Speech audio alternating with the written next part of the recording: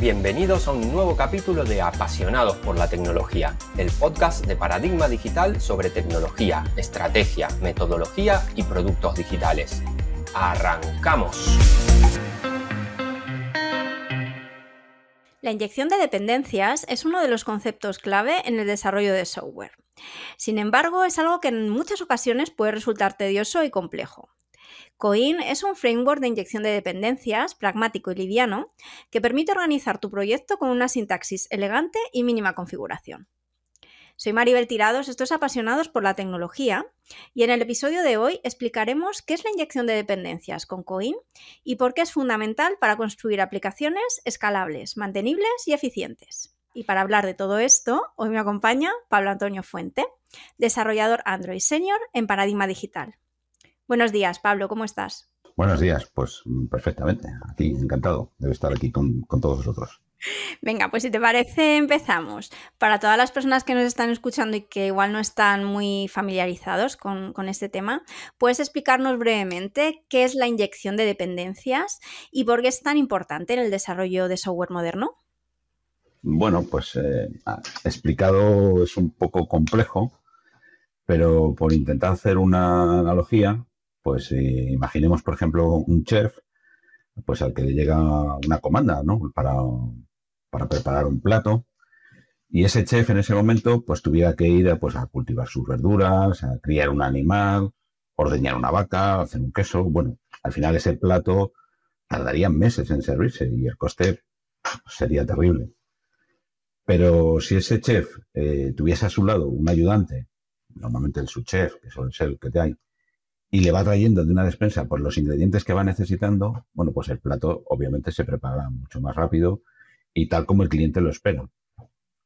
Algo así sería, es decir, si tenemos algo que mostrar en una pantalla de una aplicación, pues los objetos de software necesarios los tendríamos para presentar, ¿no? Entonces tendríamos pues incluso pues las consultas remotas, el almacenamiento, todas esas piezas de software las tendríamos ya preparadas en objetos, y esto haría que a la hora de construir la presentación, la pantalla de nuestra aplicación, pues todo fuese más rápido y lo podríamos usar al instante, y esa parte que sería lo que nos provee esos objetos sería lo que llamaremos un inyector de dependencia. Uh-huh. Como dices, es complicado este tema y aparte quería hacer un apunte. Pablo, has escrito un post sobre todo esto en nuestro blog. Pondremos el link en la descripción del episodio en YouTube para quien esté interesado. Y bueno, ahí la información es mucho más completa, podéis ver código. Entonces, bueno, la analogía es muy buena, yo creo que ha quedado claro, pero es verdad que hemos tenido que adaptar un poquito el contenido a este formato podcast. Ya entrando de lleno con Koin, Pablo, ¿por qué está teniendo tanto éxito entre los equipos de desarrollo? Bueno, pues la verdad es que, Koin está teniendo bastante éxito desde hace unos cuantos años, principalmente porque está desarrollado en Kotlin, ¿no? Este lenguaje que ha venido a sustituir a Java, y que Kotlin, una particularidad que tiene es que es multiplataforma. Es decir, nosotros podemos programar en Kotlin y podríamos generar código para diferentes plataformas, ya sea web, ya sea en iOS, ya sea en Android mismamente, o incluso para backend, incluso Java dentro de backend. Y entonces esto nos permite tener un Kotlin que puede ser usado en proyectos multiplataforma para generar pues ese tipo de aplicaciones, iOS, Android, todas a la vez. Eso le da mucha potencia, y eso realmente le hace que todo el mundo quiera tener el uso de Koin en ese sentido. Y luego también está su simplicidad. Es decir, hay otras librerías también de inyección de dependencias como Dagger2 o Hill, que en su uso suele ser más farragoso, suele ser, sobre todo Dagger2 suele ser más complejo, y Koin pues es mucho más sencillo, aparte de que también permite usarse con anotaciones o sin anotaciones, y bueno, pues hay más cosas para elegir para nosotros los programadores. Entonces, una vez que ya elegimos, pues, y queremos Coin, lo que vemos es realmente que lo podemos usar en nuestras aplicaciones multiplataforma, porque con una sola librería podríamos hacer la inyección de dependencias en todas estas plataformas, ¿no? A mayores, por ejemplo, su integración es mucho más rápida. Por ejemplo, estas otras librerías que estaba yo comentando, la integración es algo más compleja y al ser esto más sencillo, los desarrolladores son más productivos usando Coin que con estas otras librerías. Eso es un factor también importante. Y luego que es un proyecto vivo, porque está en continuo crecimiento, tiene una comunidad detrás de Coin bastante importante y a través de ella, de esta comunidad, pues se han generado plugins que son muy útiles en Android Studio y también gestores de errores remotos a través de Godzilla, por ejemplo. Qué bueno. ¿Y todos estos plugins generados por la comunidad se pueden encontrar en algún sitio fijo, Pablo? ¿Hay algún repositorio? Sí, Por sí, ponerlo, está. también igual añadirlo. ¿Sí? Sí, en Android Studio tiene un repositorio que se basa en los plugins de JetBrains. JetBrains es el fabricante original de Android Studio.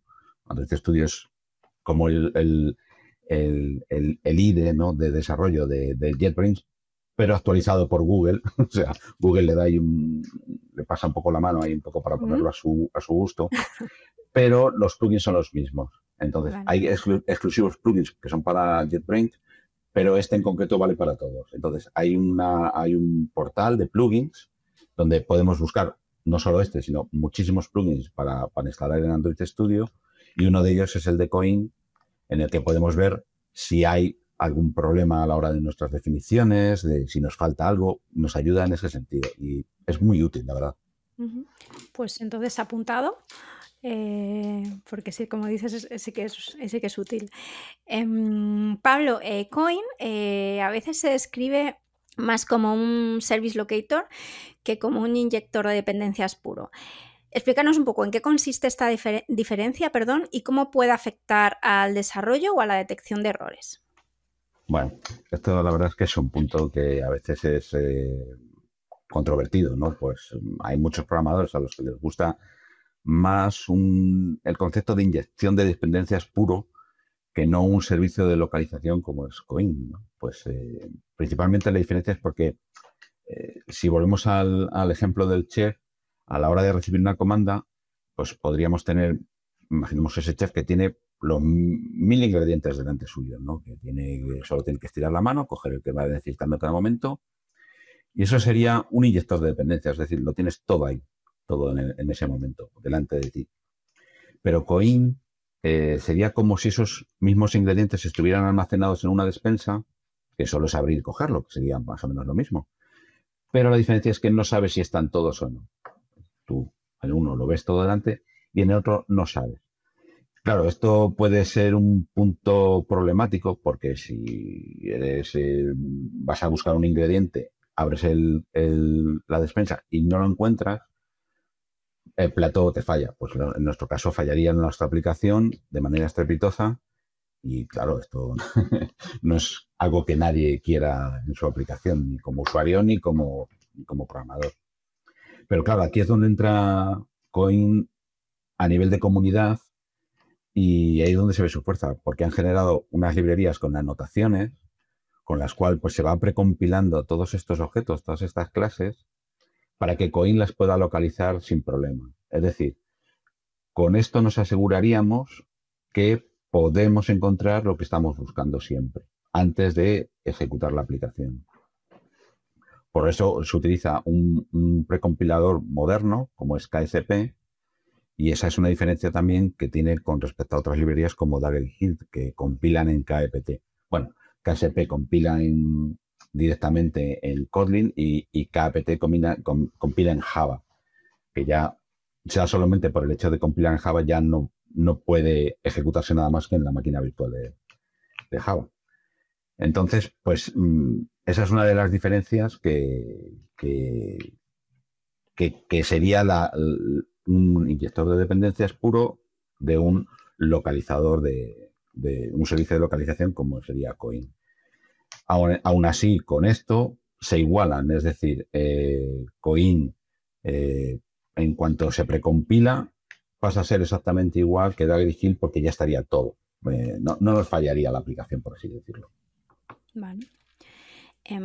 Pablo, como comentábamos, has escrito un post donde cuentas paso a paso, pues eso, cómo serían los primeros pasos con Coin, desde la configuración del proyecto, configuración en Android, cómo podemos empezar a usarlo en Android, todo detallado y con código.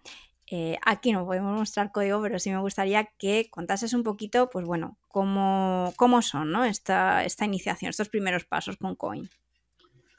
Bueno, efectivamente, en el artículo está más detallado, ¿no? Los pasos iniciales a nivel de código, configuración de librerías, cómo inicializarlo. Pero cuando empezamos con Coin, lo primero que vemos es que antes nos estábamos complicando mucho más. Es decir, que las otras librerías son, como ya dije antes, un poco farragosas y la configuración y todo es mucho más compleja. Vamos a decir que es mucho más compleja que usar Coin porque es mucho más fácil de definir y al ser más fácil es más o menos probable que nos equivoquemos, ¿no? Pues somos menos propensos a equivocarnos. Contra menos escribamos, menos nos equivocamos. Eso suele pasar. Entonces, solamente los primeros pasos pues incluyen pues unas primeras líneas que hay que añadir en nuestro fichero Gravel, definir una serie de módulos de cómo estaremos separados, pues es como los módulos serían cómo tenemos organizada esa despensa, ¿no? Es decir, pues si tenemos una parte de red, tenemos una parte de persistencia, BioMod, pues tendríamos esos módulos bien separaditos y eso nos ayudaría mucho a la organización del proyecto. Luego, por último, pues inicializar Coin cada vez que arrancamos la aplicación, con lo cual necesitamos en nuestra clase application una inicialización de esta librería. Bueno, esto puede parecer que nos puede llevar mucho tiempo, ¿no? Pero en realidad a lo mejor en media hora lo tenemos ya configurado, algo que es muy... O sea, rápido, es una gran diferencia, sí. Bueno, dicho así todo, pues parece todo muy bonito, ¿no? Así que aconsejo que lean el artículo, que cuando puedan empiecen a probarlo y si tienen cualquier duda, bueno, pues hay páginas oficiales de Coin y donde avanzar en el conocimiento y donde llegará mucho más a más profundidad en todo el uso de esta librería. Pues vamos a decir, Pablo, que nos has convencido ya con todo lo que nos has contado y que ya queremos adoptar Coin en nuestros proyectos. ¿Qué consejos prácticos nos podrías dar para empezar bien y sacarle el máximo partido? Bueno, a ver, unos consejos que bueno, a mí me hubiera gustado también pues, haber recibido en su momento, pero ahora, más que nada porque Coin al principio no era tan amigable como es ahora, ¿no? Hace años era un poco más duro, por así decirlo, y ahora ya es, la verdad, muy sencillo de empezar con él.